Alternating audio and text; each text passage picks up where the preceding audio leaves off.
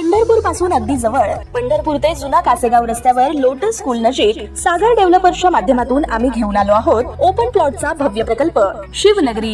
शिवनगरी या ठिकाणी उपलब्ध आहेत अगदी 1 गुंठ्यापासूनचे प्लॉट। यामध्ये अंतर्गत 30 फुटी रस्ते, रस्त्याच्या दोन्ही बाजूला झाडे, पुरेशा प्रकाश व्यवस्थेसाठी स्ट्रीट लाईटची सोय, स्वतंत्र पाण्याचे नळ कनेक्शन, संपूर्ण प्लॉटिंग क्षेत्राला compound, children park, open space, walking track, open gym, तसेच वृद्धांना बसण्यासाठी बाकडे। तर मग सर्व सोयींनी युक्त जुना कासेगाव रस्त्यावरील शिवनगरी येथे प्लॉट बुकिंग साठी आजच संपर्क करा। साईटचा पत्ता लोटस स्कूल पाठीमागे जुना Kasegaon road Pandharpur. Mobile number 7218 74 31 31 7218 17 12 21।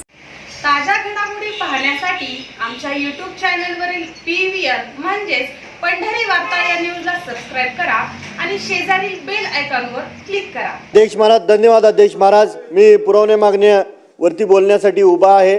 पुष्ट क्रमांक 178 बाब क्रमांक 277 सांगोला शहरामध्ये इंदिरानगर, संजय नगर, लक्ष्मीनगर या ठिकाणी झोपडपट्टे आहेत।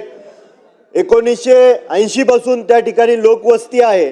तर सांगोला नगर परिषदेस महाराष्ट्र झोपडपट्टी सुधारणा अधिनियम सन 1971चा हा अधिनियम लागू नसल्यामुळे त्या झोपडपट्ट्यामध्ये राहत असणाऱ्या गोरगरीब जनतेला मूलभूत योजना मिळत नाहीत। त्यासाठी हा अधिनियम लवकरात लवकर लागू करून त्या ठिकाणी राहणाऱ्या गरीब लोकांना पंतप्रधान आवास योजनेतून त्यांच्या निवाऱ्याची सोय करून द्यावी ही आपल्या माध्यमातून मागणी करतोय।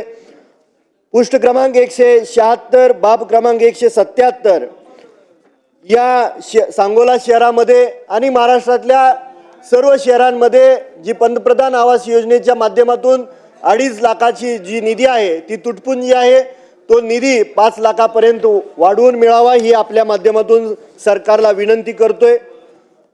पुष्ट क्रमांक 66 बाब क्रमांक 106 सांगोला शहराच्या लोकसंख्येच्या तुलनेत अंगणवाड्याची संख्या कमी असल्याने बालक, स्तनदा माता, गरोदर महिला यांना अंगणवाडी कडून मिळणाऱ्या लाभापासून त्या वंचित राहत आहेत।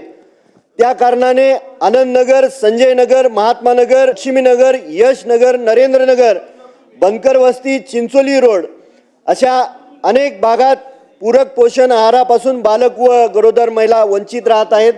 त्या ठिकाणी नवीन अंगणवाड्यांची मागणी आम्ही करत आहोत।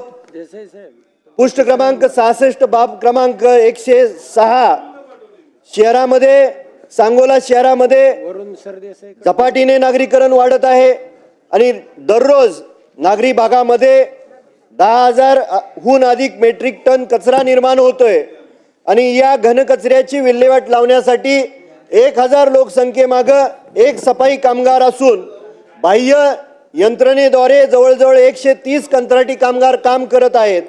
या 130 कंत्राटी कामगारांना सांगोला नगर परिषदेच्या माध्यमातून कायमस्वरूपी सफाई कामगार म्हणून नियुक्ती देण्यात यावी ही आपल्याकडे मागणी करतोय।